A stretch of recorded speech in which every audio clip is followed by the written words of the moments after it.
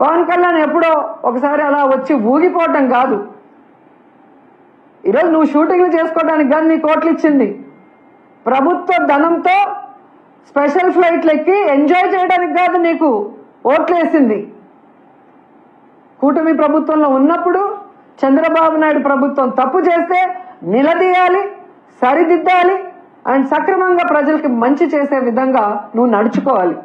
కానీ నీ నియోజకవర్గం పిఠాపురంలో అమ్మాయిని రేప్ చేసినా పట్టించుకో, రైతుకు యూరియా దొరక్క ఎండల్లో వాళ్ళు నించొని రోజుల తరబడి ఏడుస్తుంటే పట్టించుకో, ఇదే పిఠాపురంలో నిరుద్యోగులకి ఉద్యోగం ఇవ్వకపోయినా నిరుద్యోగ భృతి ఇవ్వకపోయినా పట్టించుకో. నీ ప్యాకేజ్ కరెక్ట్ గా నీకు ఇస్తే చాలు. ఒక హెలికాప్టర్ కొనిచ్చేశాడు, ఇంకా ఎక్కి తిరుక్కుంటూ ఉంటున్నావు. అంతేగాని ఏ రోజైనా రాష్ట్ర ప్రజల గురించి, రైతుల గురించి, మహిళల గురించి ఆలోచిస్తున్నావా? వాటి గురించి ఎప్పుడైనా మాట్లాడుతున్నావా? ఈ 17 మెడికల్ కాలేజీలు అమ్మకానికి పెడితే కనీసం బుర్రున్న ఎవరైనా కూడా దానికి మద్దతు తెలుపుతారా?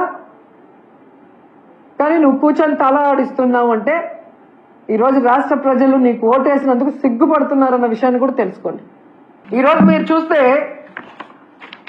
ఆల్రెడీ నిర్మాణంలో ఉన్న ఈ 10 మెడికల్ కాలేజీల్ని పూర్తి చేయలేక మంత్రులతో వీళ్ళు మాట్లాడించే మాటలను కూడా ప్రజలు గమనించారు కాబట్టి ప్రజలు కూడా అసహించుకుంటున్నారు. ఈరోజు అనిత గాని, సవిత గాని, చంద్రబాబు నాయుడు గాని, పవన్ కళ్యాణ్ గాని, అచ్చెన్నాయుడు గాని ఎవరైనా కూడా వాళ్ళ కుటుంబంలో వాళ్ళు కూడా ఈరోజు డిస్కస్ చేసుకుంటుంటారు. ఏంట్రా వీళ్ళకి ఏమన్నా మెంటలా? ఒక ప్రభుత్వ కాలేజీ ఉంటే పేదవాళ్ళకి మెడికల్ సీట్లు రావటమే కాకుండా ఆ వెనుకబడిన ప్రాంతాల్లో ఉన్న పేదలకు ఒక నాణ్యమైన వైద్యాన్ని అందించే అవకాశం ఉండి ఎందుకు ఇలాంటి పిచ్చి పనులు చేస్తున్నారని మీ బంధువులు మాట్లాడుకుంటుంటారు, మీ చుట్టుపక్కల వాళ్ళు మాట్లాడుకుంటున్నారు. గమనించండి. ఎందుకంటే కోవిడ్ వచ్చినప్పుడు ఈ చంద్రబాబు నాయుడు చేతగానితనం వల్ల ఈ రాష్ట్రంలో సరి అయిన వైద్య సదుపాయం లేకుండా ఎంతమంది ఇబ్బంది పడ్డారో మేమంతా కళ్ళారా చూసాం. ఎందుకంటే మేమంతా ఆంధ్రాలో ఉన్నాం. వాళ్ళ నియోజకవర్గాల్లో ఉండి పార్టీలు చూడకుండా, కులం చూడకుండా, మతం చూడకుండా ప్రజలకు సర్వీస్ చేసిన వాళ్ళం. అలాంటి పరిస్థితి మళ్లీ రాకూడదనే జగన్మోహన్ రెడ్డి గారు 11 మెడికల్ కాలేజీలకి శ్రీకారం చుట్టారు. ఎందుకంటే వాటితో పాటు సూపర్ స్పెషాలిటీ హాస్పిటల్స్ ఉంటాయి కాబట్టి ఎలాంటి వైరస్ వచ్చినా ప్రజల్ని మనం కాపాడుకోవచ్చని ఒక అన్నలాగా, ఒక తండ్రిలాగా ఆయన పనిచేస్తే వాటిని పూర్తి చేయకుండా కక్ష సాధింపుగా 10 రూపాయలు కూడా వాటికి కేటాయించకుండా ఈరోజు వాటిని తమకు కావాల్సిన వాళ్ళకి అమ్మేసుకుంటూ మళ్ళీ సిగ్గు లేకుండా మాట్లాడుతున్నారు. అసలు మొన్ననే ఒక రౌడీ షీటర్కి డబ్బులు తీసుకొని పేరోలు ఇచ్చిందని చెప్పి ఏ విధంగా ఆవిడని అదే పార్టీ వాళ్ళు తిట్టారని మనం చూసాం. మొన్నటి వరకు సైలెంట్ గా ఉన్న ఆవిడ మళ్ళీ స్టార్ట్ అయింది. జగన్మోహన్ రెడ్డి గారు బెంగళూరులో ఉన్నారు. జగన్మోహన్ రెడ్డి గారు అధికారంలో ఉన్న 5 సంవత్సరాలు విజయవాడలోనే కదా ఉన్నారు. ఏ రోజు హైదరాబాద్, బెంగళూరు పోలేదే.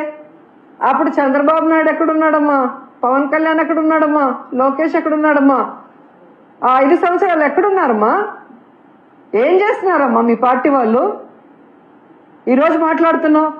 ఈ రాష్ట్రంలో ప్రజలకు గాని, రైతులకు గాని, మహిళలకు గాని మా పార్టీ నాయకులు మీ రెడ్ బుక్ రాజ్యాంగం వల్ల కష్టపడినా గాని ఇమీడియట్ గా క్షణాల్లో ఇక్కడికి జగన్ గారు వస్తున్నారు, మాకు అండగా ఉంటున్నారు. రైతులకి అండగా నిలబడి మీ మెడలు వంచి ఏ విధంగా పని చేయిస్తున్నారో ప్రజలు గమనిస్తూనే ఉన్నారు. మీరు అధికారంలో ఉండి ఈ రోజుకి కూడా సక్రమంగా మీరు లేరు విజయవాడలో. ఫ్రైడే అయితే ఎవరమ్మా హైదరాబాద్కి పోతుంది? హైదరాబాద్ పోవటానిక డిప్యూటీ సీఎం పోస్టులు, ఎడ్యుకేషన్ మినిస్టర్ పోస్టులు, రెవెన్యూ పోస్టులు, హోంమంత్రి పోస్టులు, సీఎం పోస్టులు ఇచ్చేది ఎవరున్నారు? ఫ్రైడే అయితే పారిపోతున్నారు, ఎంజాయ్ చేస్తున్నారు. వీకెండ్లలో 5 స్టార్ హోటల్లో రూములు పెట్టుకొని ఏ విధంగా సెటిల్మెంట్ దందాలు చేస్తున్నారో మీ పచ్చ పత్రికల్లోనే వచ్చాయి. కావాలంటే ఒకసారి చదువుకోండి. మేము రాసింది కాదు, మీ పచ్చ పత్రికలు రాశాయి. తెలుగుదేశం పార్టీ మంత్రులు ఏ విధంగా హైదరాబాద్ 5 స్టార్ హోటల్లో ప్రభుత్వ ధనాన్ని దుర్వినియోగం చేస్తూ, ఎంజాయ్ చేస్తూ సెటిల్మెంట్లు ఎలా చేసుకొని సంపాదించుకుంటున్నారో మీ పచ్చపత్రికలు రాశాయి. చూసి సిగ్గుపడండి. మీరందరూ పారిపోవటం వల్లే ఆ రోజు ఎంజాయ్ చేయడానికి పారిపోవటం వల్లే ఆ రోజు విజయవాడ మునిగిపోవాల్సిన పరిస్థితి వచ్చింది. సక్రమంగా ఈడ ఉండి మంత్రులు ఆఫీసర్లకు గనక ఇన్స్ట్రక్షన్స్ ఇచ్చుంటే ఎందుకు విజయవాడ మునిగిపోయి ఉంటుంది? నిజంగా మీ మంత్రులు సక్రమంగా ఉంటే ఎందుకు ఈరోజు పొగాకు రైతులు, ఈరోజు మామిడి రైతులు, ధాన్యం రైతులు, పసుపు రైతులు, మిర్చి రైతులు ఎందుకు రోడ్ల మీదకి వస్తున్నారు? ఎందుకు ఆత్మహత్యలు చేసుకుంటున్నారు?